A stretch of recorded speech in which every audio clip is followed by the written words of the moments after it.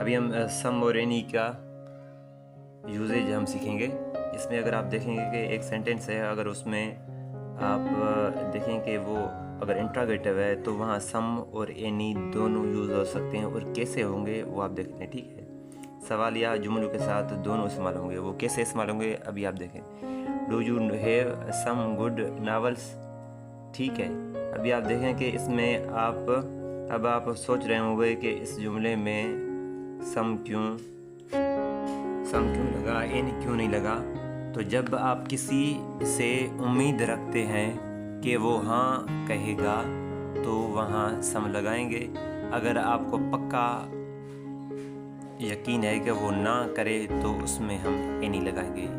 यानी इसमें दोनों चीज़ें इस्तेमाल हो सकती हैं। ठीक है, उसके बाद अगर हम आगे चल के सीखेंगे एरर डिटेक्शन। ठीक, भी हम कुछ रूल सीखेंगे जिसमें आपके एग्ज़ाम, कॉम्पिटिटिव एग्ज़ाम या SPSC, फेडरल पब्लिक या किसी भी अगर आप एग्ज़ाम में अगर इंग्लिश पोर्शन हो तो उसमें कुछ रूल आते हैं जो बाद स्टूडेंट्स को समझ नहीं आते, वो आज हम सीखेंगे। ठीक है, अगर कोई भी सेंटेंस जैसे दो से स्टार्ट हो, यानी दो he is thin but he is strong. ठीक है, दो मीन्स अगरचे या हालांकि, दो he is thin but he is strong, ये सेंटेंस रॉन्ग है। क्यों रॉन्ग है आगे हम देखते हैं। ठीक है, उसका करेक्ट सेंटेंस है कि he is thin but he is strong, ये करेक्ट है। क्यों? क्योंकि नोट दो और बट एक साथ नहीं आएंगे। यानी यहाँ आप देखेंगे कि अगर यानी दो है ऊपर और यहाँ आगे बट है तो दो और बट कभी भी एक साथ नहीं आएंगे। सो फर्स्ट सेंटेंस हमारा आ गए। और यहाँ आप नीचे देखेंगे कि he is thin but he is strong. ठीक है, यानी हमारा जो सेंटेंस है वो ये सही है। डियर स्टूडेंट्स, अभी हम अल्दो का यूज़ सीखेंगे। ठीक है, अल्दो का कोई भी सेंटेंस अगर आपके एग्ज़ाम में आए, किसी भी कमीशन में आए, तो आप वहाँ कैसे उसको यूज़ करेंगे, कैसे करेक्ट करेंगे, वो अभी हम सीखेंगे। ठीक है, अल्दो मीन्स यानी हालांकि, और सिंधी में इसकी मीनिंग है जेतोणे। यानी अल्दो अगर कभी भी आए तो अल्दो के साथ हमेशा आप देखेंगे कि वहाँ येट इस्तेमाल होगा। कैसे? Although he is talented yet he is arrogant. ठीक है, वहाँ आपको येट भी देंगे बट भी देंगे, बट आप याद कर लें कि अगर अल्दो आए तो अल्दो के साथ हमेशा येट इस्तेमाल होगा। यानी हालांकि वो बासलाहियत है फिर भी वो मगरूर है।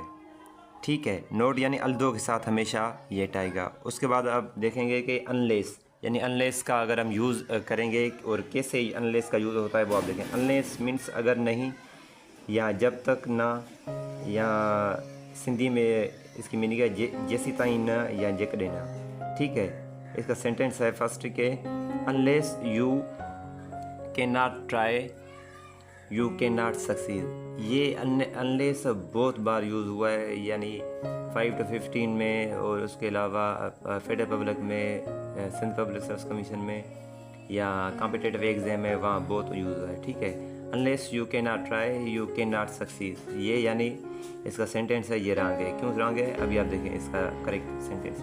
Unless you try you can not succeed. ठीक है, नोट हम अनलेस के बाद नेगेटिव पॉइंट यूज़ नहीं कर सकते। यानी अनलेस के बाद हम नेगेटिव पॉइंट ये यूज़ नहीं कर सकते, क्योंकि अनलेस की अपनी मीनिंग भी नेगेटिव है। यानी अनलेस की जो मीनिंग है वो ही नेगेटिव है, इसलिए यहाँ हम अनलेस के बाद डायरेक्ट हम नेगेटिव यूज़ नहीं कर सकते। इसलिए जैसे करेक्ट ये है कि अनलेस यू ट्राई।